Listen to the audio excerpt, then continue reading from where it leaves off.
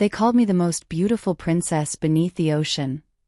But no one ever asked if I was happy. I was born to inherit a kingdom, marry a prince, and continue a war that had lasted for centuries. Yet my heart chose someone I was never supposed to love. A poor orphan with no title, no family name, and no throne. This is the story of how my forbidden love turned an entire ocean upside down. My name is Seraphina, Princess of the Kingdom of Moontide. If you're listening to my story, then history probably remembers me as the queen who united the oceans. But history rarely tells the truth. It never tells you how lonely I was. It never tells you how many nights I cried beneath a blindfold that I was forbidden to remove. And it certainly never tells you about the boy who changed everything. Before I met Kai, I believed destiny had already been written. I was born inside the most magnificent palace beneath the sea. Imagine towering castles carved from glowing white coral, walls decorated with pearls larger than a human head, and gardens where thousands of luminous jellyfish floated like stars. To everyone else, it looked like paradise. To me, it was a beautiful prison. You may be wondering why I always wore a silver blindfold. No, I wasn't blind. In fact, my eyes were the reason I had to hide. When I was born, the high priest declared that I had inherited the moon eyes, a blessing from the sea goddess herself. They said anyone who looked directly into my uncovered eyes would fall under an ancient enchantment. Some believed they would become hopelessly devoted to me. Others believed they would lose their minds. No one knew the truth. The Mermaid Princess Who Fell in Love with a Lowborn Boy Part 1. My kingdom, my curse, continued. Every morning before the first rays of sunlight reached the ocean floor, I woke to the sound of whales singing beyond the palace walls. Their songs always made me wonder what freedom felt like. The palace servants would help me dress in gowns woven from silver sea silk. They would carefully place my pearl crown upon my head before tying the silver blindfold over my eyes. The blindfold had become part of me. Sometimes I forgot I was even wearing it. Sometimes I dreamed of taking it off. Not because I wanted people to admire my eyes, but because I wanted to know what my own mother looked like. Can you imagine never seeing the face of the woman who gave birth to you? I recognized my father's footsteps, my mother's perfume made from moon lilies, Lyra's cheerful laugh. But I had never seen any of them. Not once. Princess. Lyra's gentle voice interrupted my thoughts. The royal council is waiting. I sighed. They're discussing the war again, aren't they? I'm afraid so. Every council meeting sounded exactly the same. Generals wanted more soldiers. Ministers wanted higher taxes. The nobles wanted revenge. No one ever spoke about peace. As I entered the grand hall, dozens of voices immediately fell silent. Everyone bowed. Long live Princess Seraphina. Sometimes, I wish they would simply call me by my name. My father stood beside the ocean throne. His voice echoed across the chamber. Our scouts have confirmed another attack near the Sapphire Reef. The generals immediately erupted. We should strike first. The Abyss Kingdom understands only violence. We've shown mercy for too long. I listened quietly. No one asked how many innocent families had died. No one asked whether the attack had even been ordered by the Abyss King. Hatred had become easier than asking questions. Then my father turned toward me. Seraphina. Yes, father. The kingdom needs hope. I already knew what he was about to say. The council has unanimously agreed. I felt my heartbeat quicken. In 3 days, your engagement to Prince Cashin will be announced. The entire hall burst into applause. I forced myself to smile. Inside, my heart shattered. Prince Cashin was famous throughout the ocean.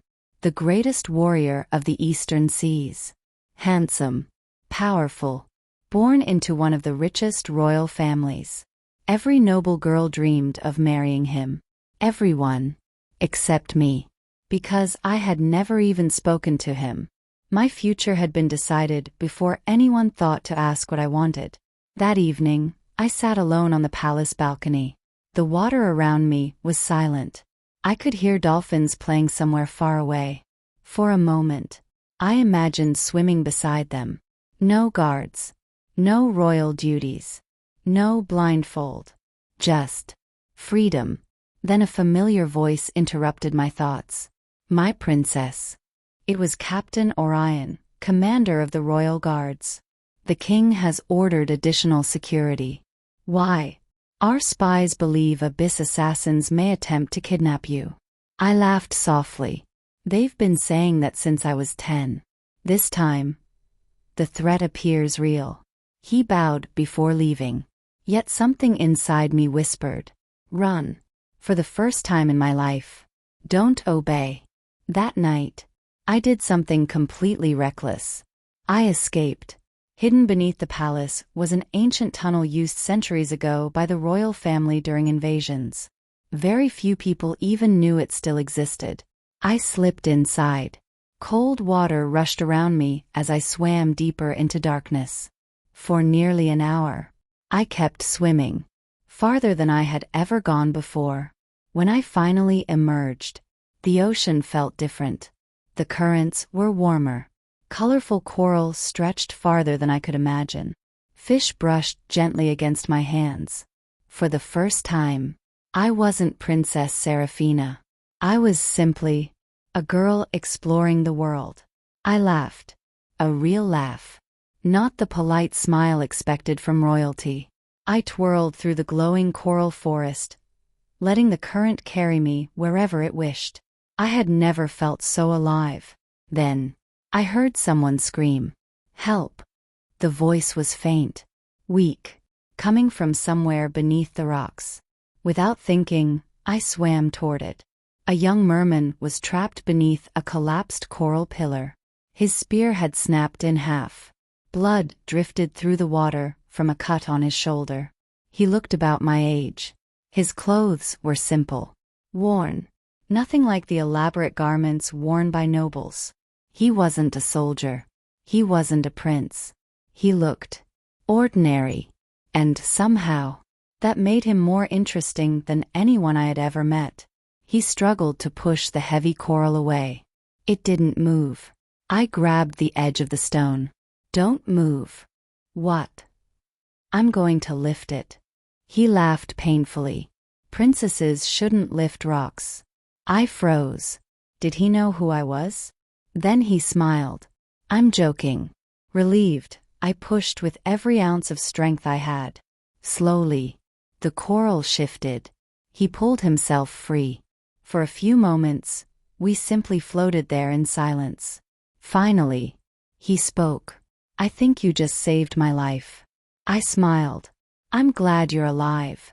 He extended his hand. My name is Kai. I hesitated. If I told him the truth, everything would change. So I whispered, my name is Sarah. He smiled. Nice to meet you, Sarah. It was such a simple sentence. Yet somehow, it was the first time anyone had introduced themselves to me without bowing, without calling me, Your Highness, without expecting anything in return. For the first time in my life, someone saw me as an ordinary girl, and I had no idea. That meeting Kai would change not only my life, but the fate of every kingdom beneath the sea.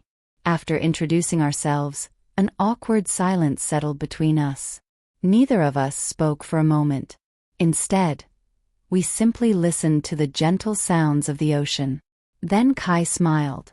So, you've never been outside before, have you? I blinked beneath my blindfold.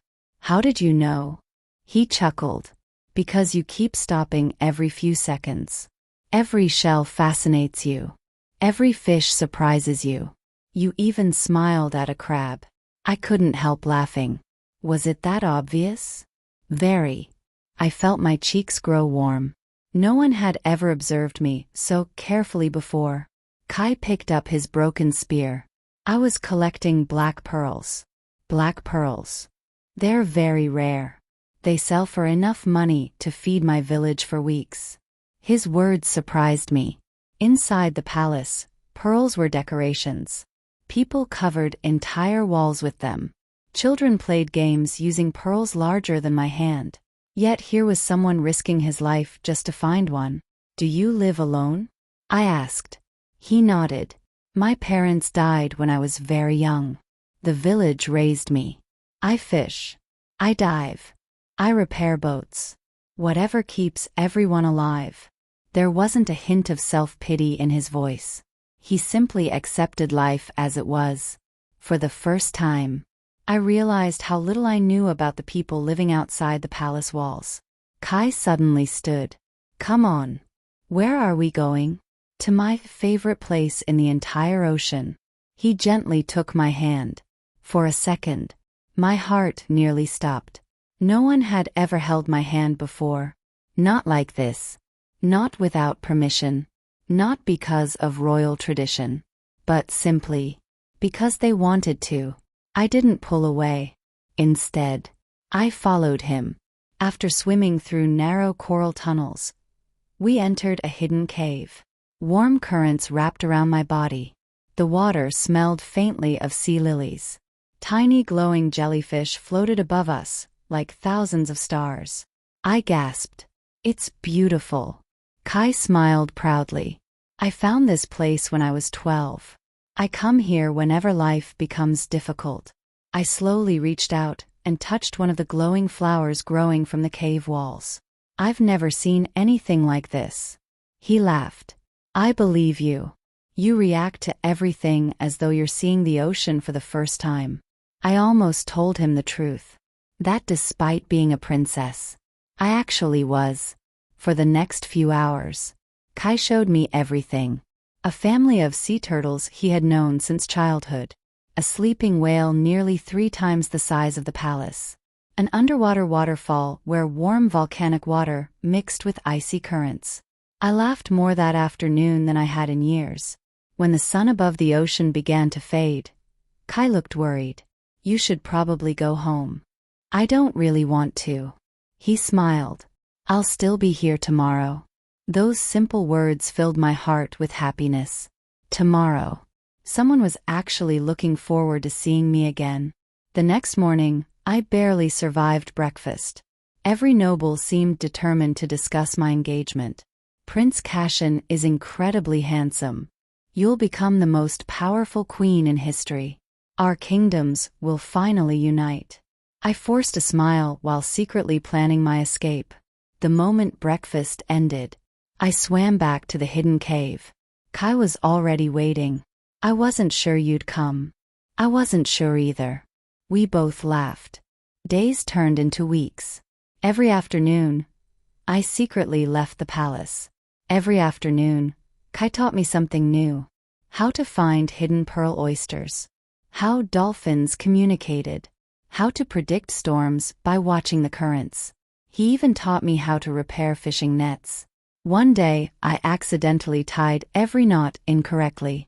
Kai burst into laughter. Princesses would never survive as fishermen. I froze. Princesses? He grinned. "I mean, if you were one." Relief washed over me. He still didn't know. One afternoon, while resting beneath a giant shell, Kai suddenly became serious. "Sarah, can I ask you something?" "Of course." "Why do you always wear that blindfold?" I instinctively reached for it. It's all right. You don't have to answer." I stared at him in surprise. Most people would have demanded an explanation. Kai simply respected my silence. That single moment made me trust him even more. A few days later, Kai took me to Coral Village. I was nervous. What if they don't like me? They'll love you. The village was tiny. Simple coral homes surrounded a peaceful lagoon. Children laughed while chasing colorful fish. Old fishermen repaired boats. Everyone greeted Kai warmly. "Kai, you're finally back. Who's your friend?" Before I could answer, Kai smiled. "This is Sarah." One elderly woman hugged me tightly. "If Kai trusts you, So do we. I couldn't remember the last time anyone had hugged me without asking permission first. They didn't know I was royalty. They didn't care. To them, I was simply Kai's friend. That afternoon, I ate a humble meal with the villagers. Seaweed bread, grilled shellfish, fresh sea grapes. It tasted better than every royal banquet I had ever attended. Not because the food was extraordinary, because it was shared with love. That evening, as Kai walked me home, we stopped beneath an ancient arch of glowing coral. Neither of us spoke. The silence felt comfortable, peaceful. Finally, Kai whispered, "Sarah, I'm really glad I met you." My heart raced. I feel the same. For a brief moment, I forgot I was a princess. I forgot about kingdoms, wars, engagements, royal duties. I only saw the kind-hearted young man standing before me, and without realizing it, I had already begun to fall in love. But destiny has a cruel way of testing happiness. Far away, inside the dark halls of the Abyss Kingdom, King Varos stood before a magical map of the oceans. A royal spy knelt before him. "My king, we have found the Moon Princess." Varos's cold eyes narrowed. "Where?" "Near Coral Village. And there is something else." The spy hesitated. "She has been meeting a low-born pearl diver." The king slowly smiled. "So, the prophecy has finally begun." He raised his trident. "Prepare the black tide fleet. Capture the princess. Leave the boy alive. I have a far more interesting use for him." At that very moment, I had no idea that our peaceful days were about to end. The ocean around us was growing darker, and the greatest storm in the history of the seven seas was already on its way. The next morning, I woke up with an uneasy feeling. The ocean was unusually quiet. Even the playful dolphins that always swam near Coral Village had disappeared. Kai noticed it too. "The sea feels strange today." "What do you mean?" He looked toward the dark northern waters. "When predators disappear, it usually means something bigger is coming." Before I could ask another question, the water around us suddenly trembled. A loud horn echoed across the ocean. One, then another, then dozens more. Kai's face turned pale. "No." "What's wrong?" He grabbed my hand. "We have to leave." Before we could move, shadows appeared above us. Massive black warships descended through the water, like monsters from the deep. Their sails carried the silver emblem of the Abyss Kingdom. Hundreds of soldiers surrounded Coral Village within seconds. Villagers screamed as they rushed to protect their children. "Kai!" one of the elders shouted. "Run!" But it was already too late. A captain wearing black armor pointed directly at me. "There she is. The Moon Princess." Kai looked at me in complete shock. "Princess?" I closed my eyes. The secret I had hidden for weeks had finally been revealed. "I'm sorry. My name isn't Sarah. My name is Serafina. I'm the Princess of Moontide." For a long moment, Kai didn't say a single word. The disappointment on his face hurt more than any weapon ever could. "You lied to me." Tears filled my eyes. "I wanted you to know me, not the crown I was born wearing." Before Kai could answer, soldiers rushed toward us. He stepped in front of me without hesitation. "No one touches her." The captain laughed loudly. "You, a pearl diver? You think you can stop the Black Tide Guard?" Kai tightened his grip on his broken spear. "I'll try." The soldiers charged. Kai fought with everything he had. He wasn't the strongest warrior. He wasn't trained by royal instructors. But he refused to give up. He protected me again and again, until finally, one soldier struck him from behind. Another slammed a spear into his shoulder. Kai collapsed. "Kai!" I tried to swim toward him, but heavy chains wrapped around my wrists and tail. The captain smiled. "The princess comes with us." "And the boy?" A a soldier asked. The captain raised his sword. Kill him. No, I screamed. I'll go willingly. Just don't hurt him. The captain hesitated. Then a deep voice echoed through the battlefield. Enough. Every soldier immediately knelt. The water itself seemed to freeze. King Varos had arrived. He was nothing like the monster from the stories. Tall, calm, dressed in elegant black armor decorated with blue gemstones. His expression was cold, but not cruel. He slowly approached me. So, the Moon Princess. I lifted my chin. If you're going to kill me, do it. Instead, he smiled. I have no intention of killing you. His eyes shifted toward Kai. And this young man? Who is he? No one. I answered quickly. King Varos looked at Kai for several seconds. Then he laughed softly. A princess willing to sacrifice herself for a commoner? Interesting. He turned toward his guards. Bring them both. One captain frowned. My king. The boy is useless. Varos looked at him coldly. I wasn't asking your opinion. The captain immediately bowed. Forgive me. The journey to the Abyss Kingdom lasted several hours. Neither Kai nor I spoke. He sat quietly on the opposite side of the prison carriage. Finally, he broke the silence. Was any of it real? I looked at him. What do you mean? Our conversations. Our friendship. The time we spent together. I reached for his hand. It was all real. I never lied about how I felt. I only lied about who I was. Kai remained silent. I understand if you hate me. He sighed. I don't hate you. You should. I can't. Because every time I remember your lie, I also remember the girl who laughed when dolphins splashed water in her face. The girl who couldn't tie fishing nets. The girl who shared dinner with my village. That girl wasn't pretending. A tear escaped beneath my blindfold. No. She wasn't. For the first time since our capture, Kai smiled again. A small smile, but enough to bring hope back into my heart. When we finally reached the Abyss Kingdom, I couldn't believe what I saw. Everything I had been taught was wrong. There were no burning cities. No starving children. No monsters. Families walked peacefully through glowing markets. Musicians played beautiful shell instruments. Children laughed while chasing tiny glowing fish. The kingdom wasn't evil. It was simply different. I whispered, "How can this be?" Kai looked around. It looks just like Moontide. Exactly.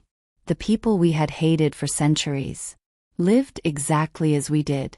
I suddenly wondered if they feared us just as much as we feared them. King Varos ordered us taken to the Obsidian Palace. To my surprise, we weren't thrown into a dungeon. Instead, we were given comfortable chambers. The guards even brought food. Kai looked suspicious. Why are they treating us like guests? I don't know. Hours later, King Varos entered alone. No guards.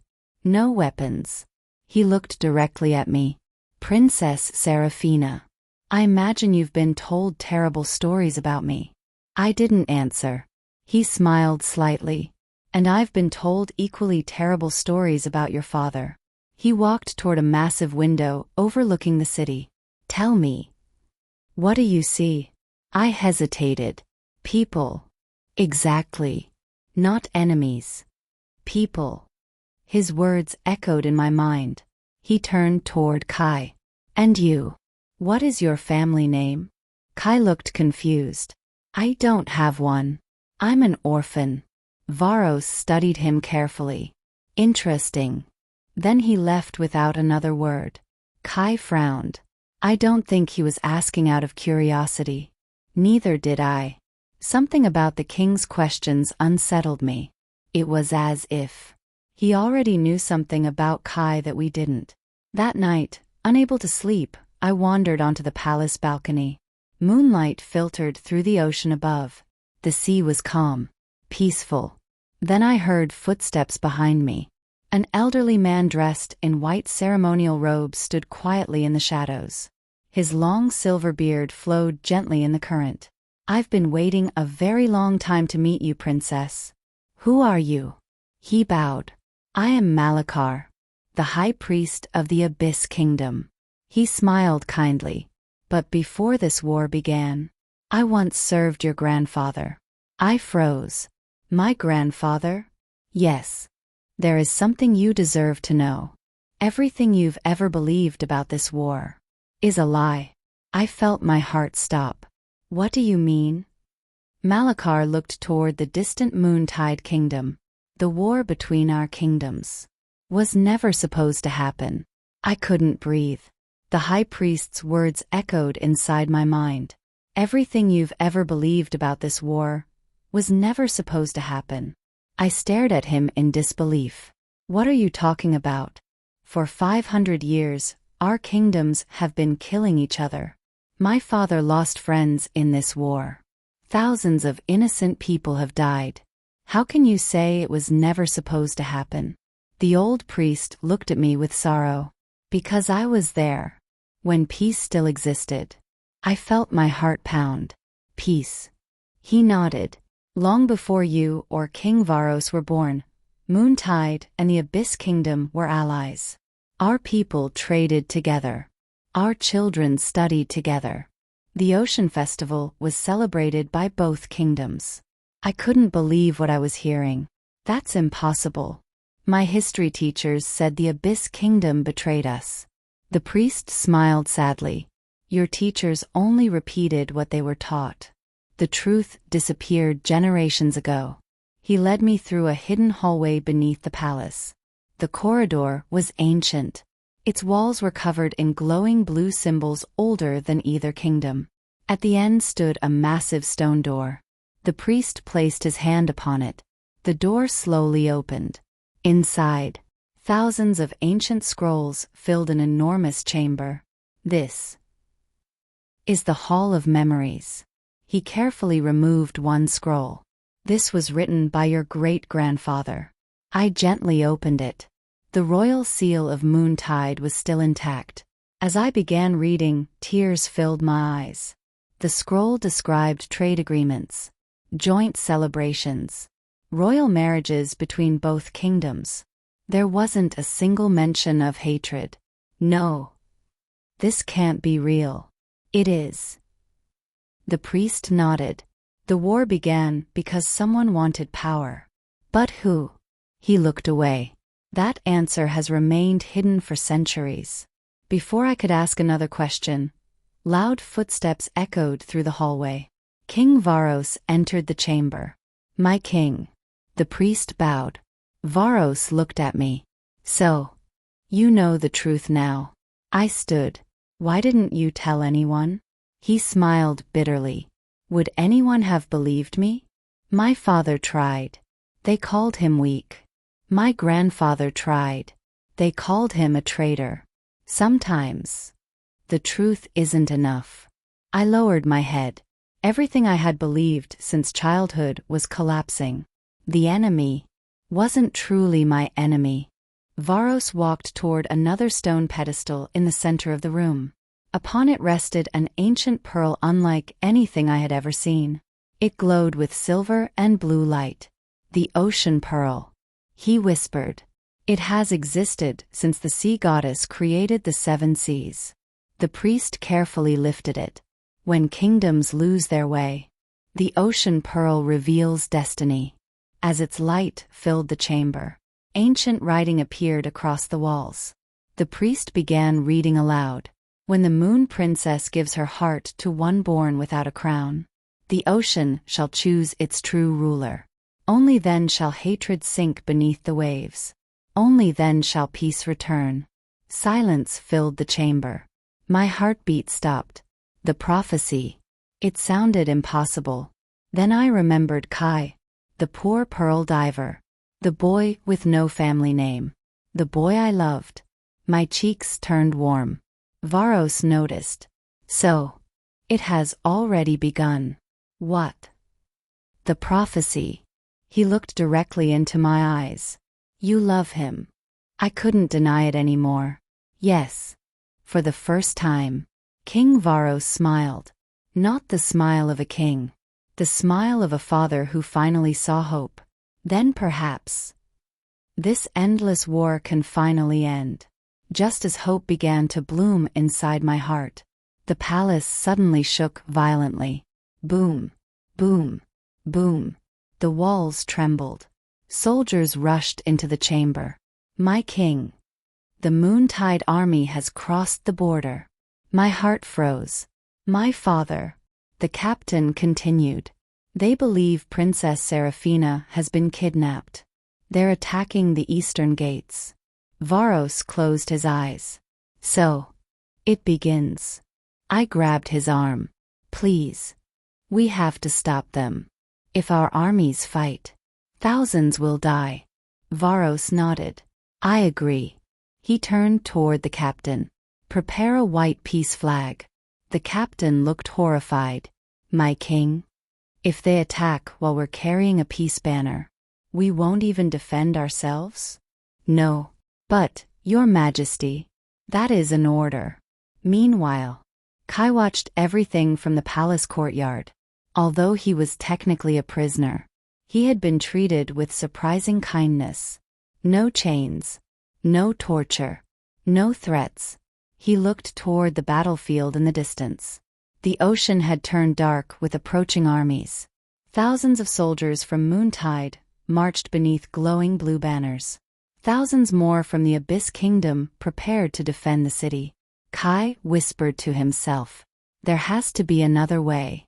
As he turned to leave, he accidentally noticed something strange. One palace servant hurried through a side passage carrying a locked wooden chest. The servant kept looking over his shoulder nervously.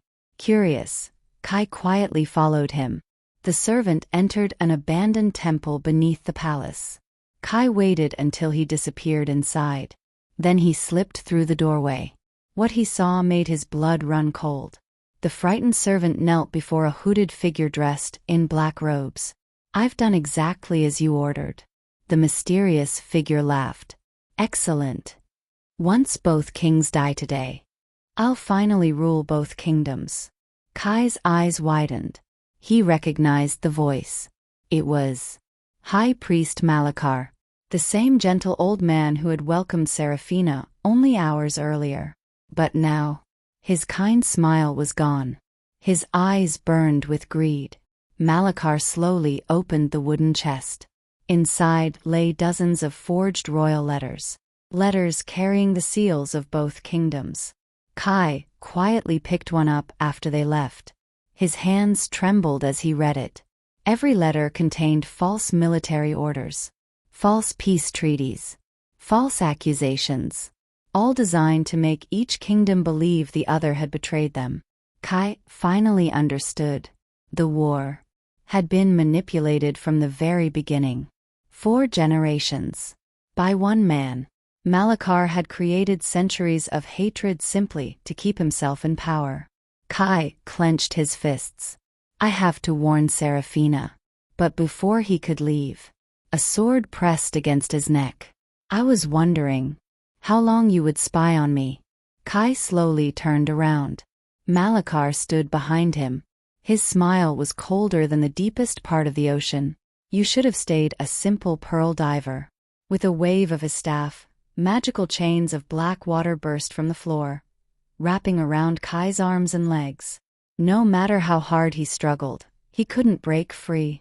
Malachar leaned closer and whispered, "The prophecy says you will become king." He laughed quietly.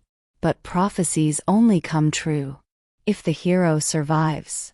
He raised his glowing staff. Dark energy gathered around its tip.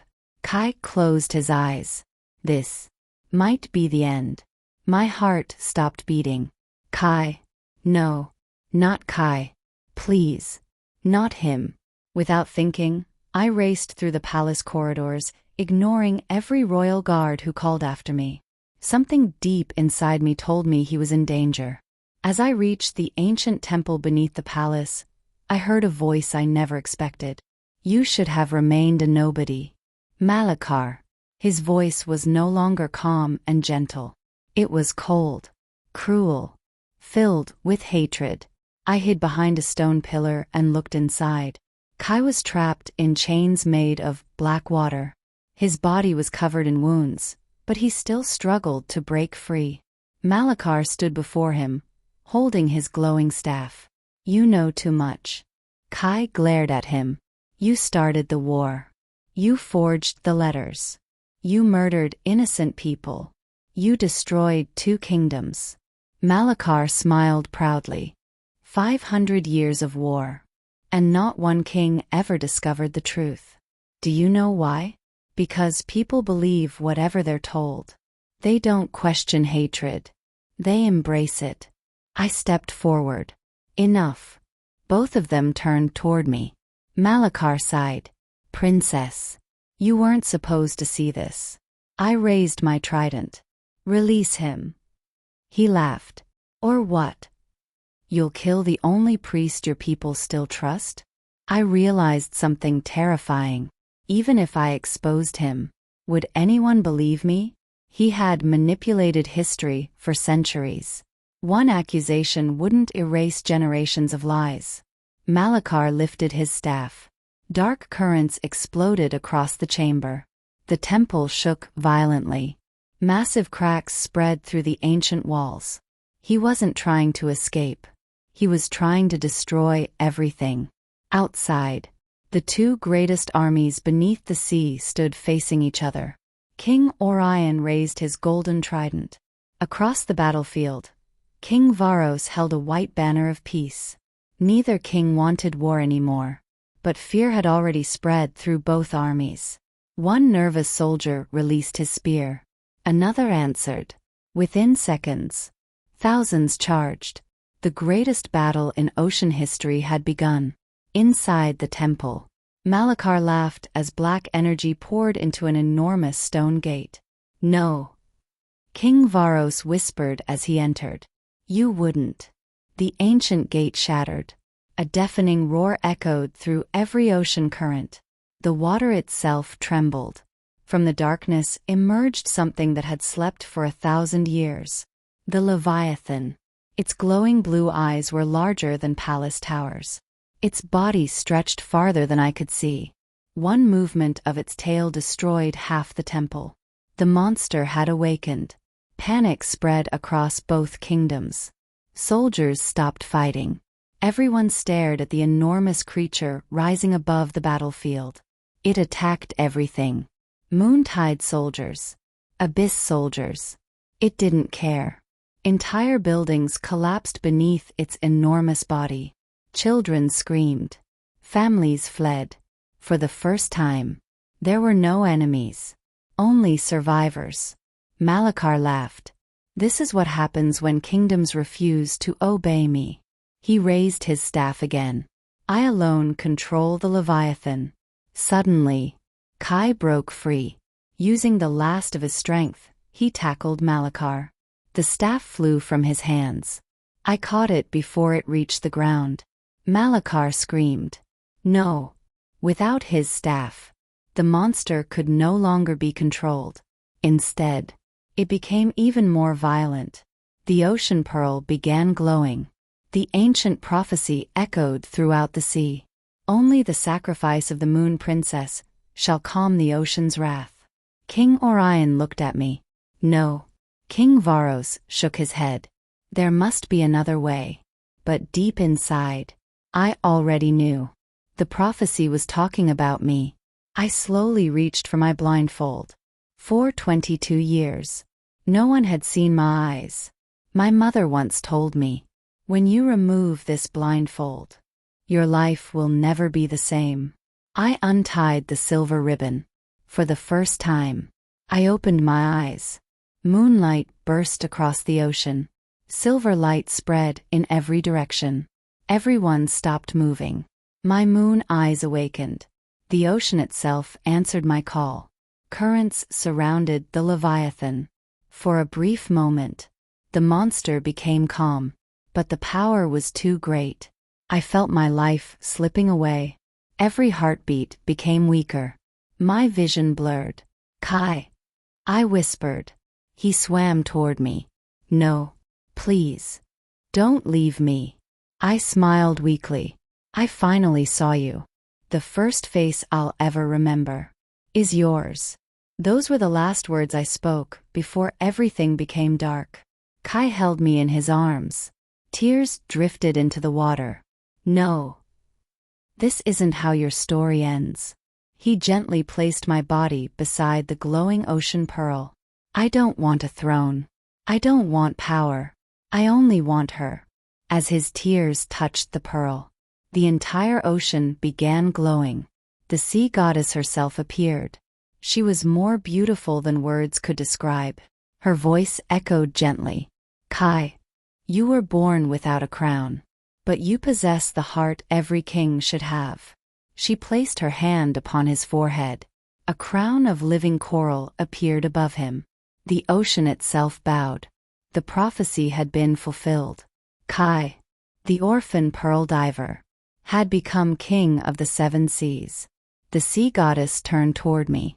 Love born without pride is stronger than destiny. She touched my forehead.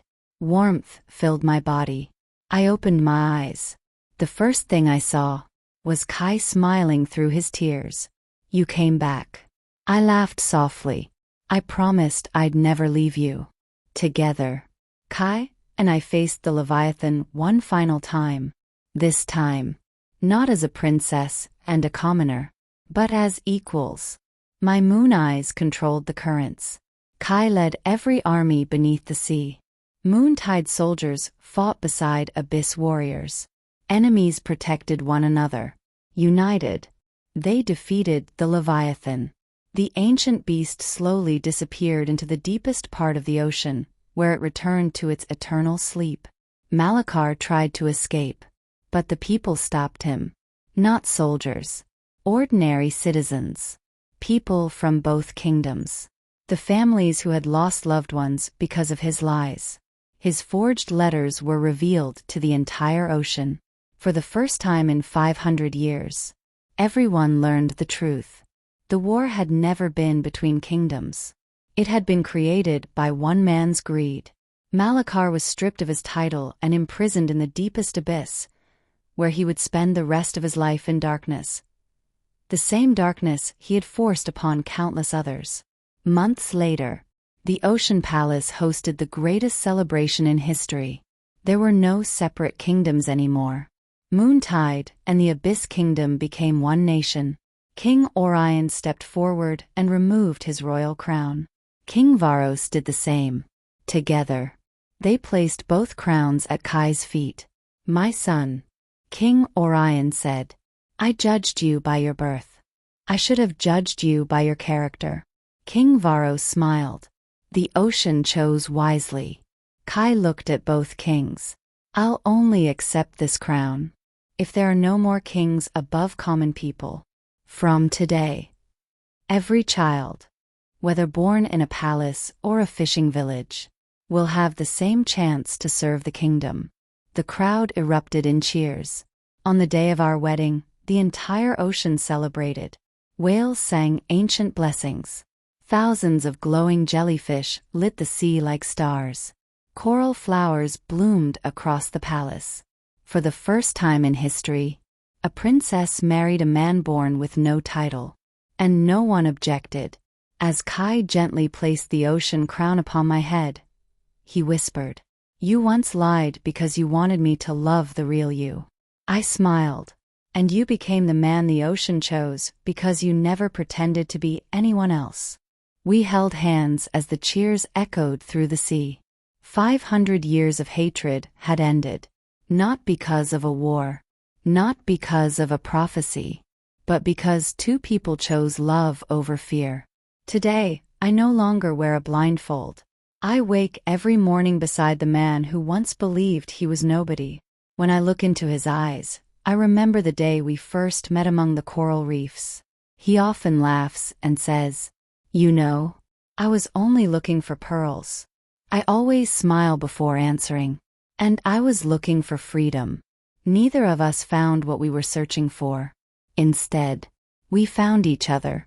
And sometimes, that is the greatest treasure the ocean can ever give. Thank you so much for listening till the end. You love this story, then check out other stories too. Subscribe so you won't miss the next video. Until then, sending you lots of love. Bye, and have a good day.